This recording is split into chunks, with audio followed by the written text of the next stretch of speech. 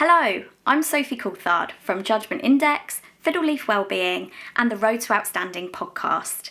I'm here today to talk to you as part of the care workers charity Feel Good February initiative. Today I'm going to be talking about how to manage our thoughts, feelings and behaviour. And this is all part of your well-being. So I hope you get something out of this. Let's get started. When we're in a situation that we're not comfortable in, and I'll give you some examples, it could be that you're in a disagreement with a colleague or a client. It could be that you're being asked to stand up and speak in front of a room full of people. It could be an argument with your partner or a friend. Whatever it might be, as soon as we're in a situation that we're not comfortable in, a few things start to happen. Generally, the first thing that will kick in is our thoughts.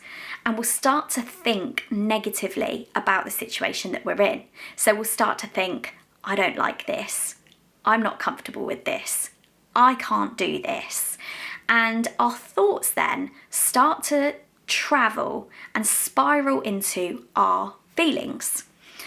Our feelings then start to tell us that we're either sad or angry or feeling nervous. And once our feelings have taken control, it then tends to affect our behaviour. Now, our immediate behaviour will be things like we might start to go red, our body language might start to get weaker, and we might get sweaty palms, or we might get short of breath. If you think to a time when this might have happened to you, you can probably see that spiral and how it's worked. And actually how when that starts to happen, it starts to spin us into a downward spiral. So we start to feel more uncomfortable. Our thoughts are telling us we're not in a good place, and our behaviour reflects that too. So why is this important? Well, it plays out every single day of our lives. When we're in a situation that we don't like or we're not comfortable with, our thoughts and our feelings and our behaviour can start to drive us into a downward spiral.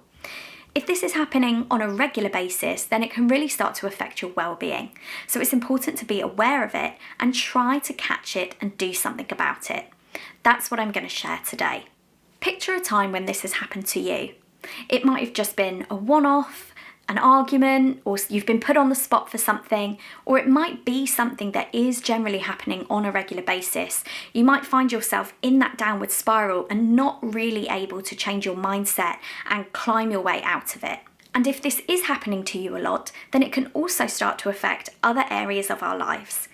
If we're in that downward spiral, if we're constantly thinking negative thoughts, feeling bad, and that's being reflected in our behaviour, it can also go externally into other behaviours as well.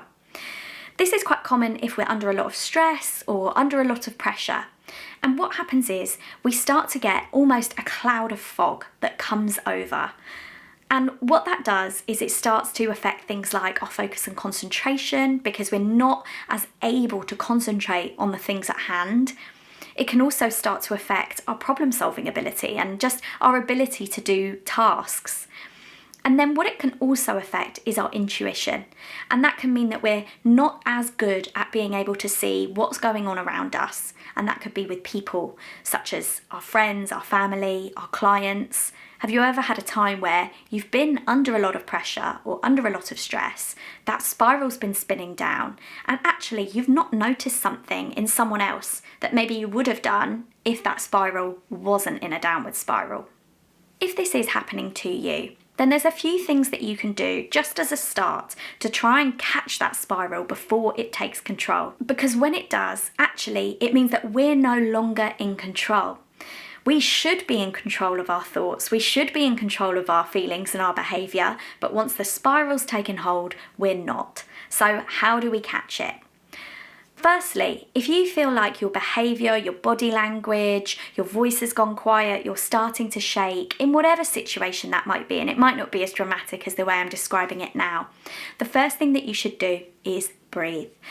Become aware of your own breathing and plant your feet or sit up straight, and this will help you to feel more in control of the situation. One thing that we do when we're nervous or stressed is we tend to start to talk very, very quickly because we feel like if we get it all out, it will be over and done with. If you can catch yourself before that happens, take a breath and start to speak quite slowly, then what you'll find is that slower pace will help you to manage your emotions, and it will help you to manage your thoughts. It will give you time to catch up and almost get a handle on the situation. So breathing, planting your feet and speaking slowly will really, really help in times when we feel under stress or pressure. Another thing that can help when we're in the moment is to change our mindset. And how to do this is, instead of thinking the negative thoughts, I can't do this, I don't like this, flip them over into the positive.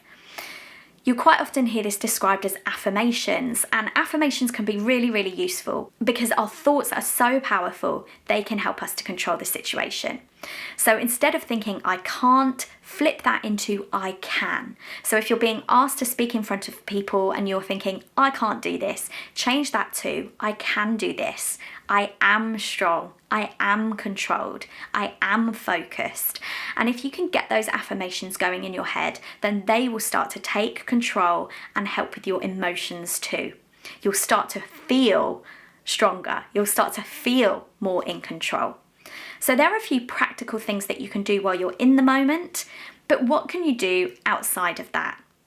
Well, if you are finding yourself in that downward spiral and it is affecting your well-being, then a really powerful thing that you can do is share it with somebody else. Our thoughts don't always tell the truth to us, and you may think that you're bad at something, or you may think that you can't do something. And when you share this with a friend or someone you trust, perhaps a colleague, a manager, a partner, then what you might find is that they'll challenge you on those thoughts. They'll help to give you a fresh perspective, and they'll help you to gain some clarity around what you're thinking. Somebody that you trust can help you to get extra support, and they can really be a good listening ear if you are frequently having that downward spiral. They do say that a problem shared is a problem halved, and what you might find is that this person will then start to open up to you about something that might be going on in their life, something that's affecting their own spiral, and you might be able to support them too. Sharing our thoughts and our feelings might make us feel quite vulnerable, but actually it is a sign of strength if you've had that awareness to recognise what it is that's affecting you. And if you can share that with someone else, then I guarantee that you'll feel better afterwards.